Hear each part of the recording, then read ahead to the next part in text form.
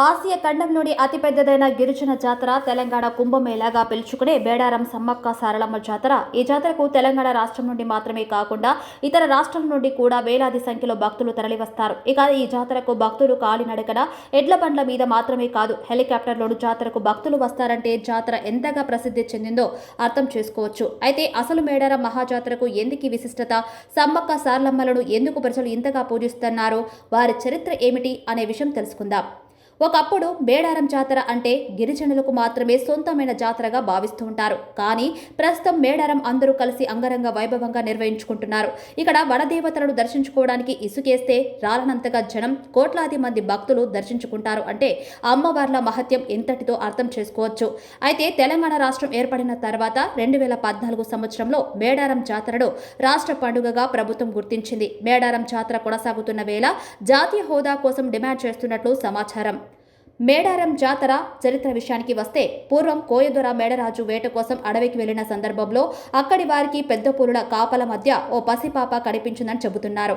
ఆ పాపను తన గూడెంకి కోయరాజు తీసుకెళ్లారు. ఇక పాప రాకతో గూడెంలో అన్ని శుభాలు జరగడంతో ఆమెను వడదేవతగా భావించి మాఘశుద్ధ పౌర్ణమి రోజు పాపకు సమ్మక్క అని నామకరణం చేశారు. అంతేకాదు, సమ్మక్కను మేడరాజు పెంచి పెద్ద చేశాడు.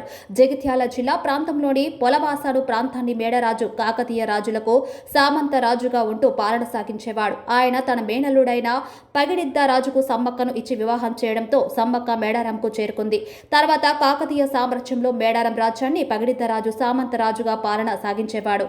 సమ్మక్క పగిడిద్ద రాజు దంపతులకు సారలమ్మ, నాగులమ్మ, జంపన్న సంతానం. కాకతీయ రాజుల కింద సామంత రాజ్యంగా ఉన్న మేడారం రాజ్యానికి కరువు కాటకాలతో తల్లడిల్లుతున్న క్రమంలో కప్పం కట్టం లేమని చెప్పగా కాకతీయ రాజులు మేడారంపై యుద్ధం ప్రకటించారు. ఇక గిరిజన రాజ్య స్వాతంత్ర్యం కోసం కాకతీయ రాజులతో జరిగిన సమరంలో సమ్మక్క కుటుంబం విరోచితంగా పోరాడారు. అంతేకాకుండా కాకతీయుల రాజు ప్రతాపరుద్రుడు తన సేవనలతో మేడారంపై దండయాత్ర చేయగా ములుగు జిల్లా లక్నవరం సరస్సు మొదలుకొని గిరిజనులకు కాకతీయ సైనికులకు మధ్య హోరాహోరీగా యుద్ధం జరిగింది. ఈ క్రమంలోనే గిరిజనుల సాంప్రదాయ ఆయుధాలు అయిన బాణాలు, బల్లేలతో సమ్మక్క సేన కాకతీయులతో విరోచితంగా పోరాడారు. ఈ క్రమంలోనే పగిడిద్దరాజు, సారలమ్మ, నాగులమ్మ, గోవిందరాజులు కాకతీయ సేనలు వెన్నుపోటుకు ప్రాణాలు కోల్పోయి అమరులయ్యారని చరిత్ర చెబుతున్నాయి.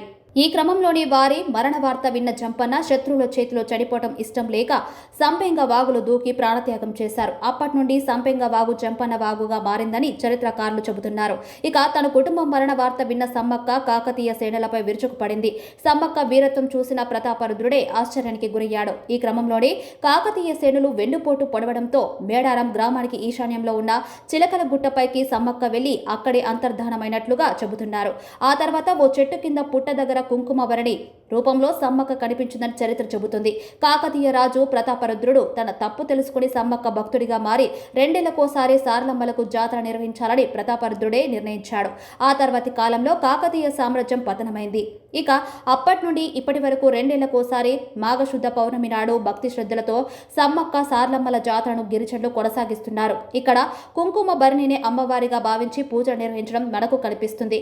ఈ నేపథ్యంలోనే మేడారం సమ్మక్క సారలమ్మ జాతరలో భాగంగా మొదటి రోజు పగిడిద్దరాజు, గోవిందరాజులు మేడారం గద్దెలపైకి చేరుకోగా వీరి రాకతో మేడారం జాతరకు బీజం పడుతుంది. ఈ సమయంలోని గోవిందరాజులను కొండాయి నుండి, పగిడిద్దరాజును పూనుగొండ్ల నుండి తీసుకువస్తారు. ఆ తర్వాత సార్లమ్మను కన్నెపల్లి నుంచి తీసుకురాగా సార్లమ్మ గద్దెలపైకి వచ్చిన తర్వాత తల్లి సమ్మక్కను చిలకలగుట్ట నుండి తీసుకువస్తారు. అందరూ గద్దెలపైన కొలువు తీరిన తర్వాత భక్తులంతా మొక్కులు చెల్లించుకుంటారు. అనంతరం తిరిగి అమ్మవారు వనప్రవేశం చేస్తారు. దీంతో మేడారం మహాజాతరతో ఘనంగా ముగుస్తుంది.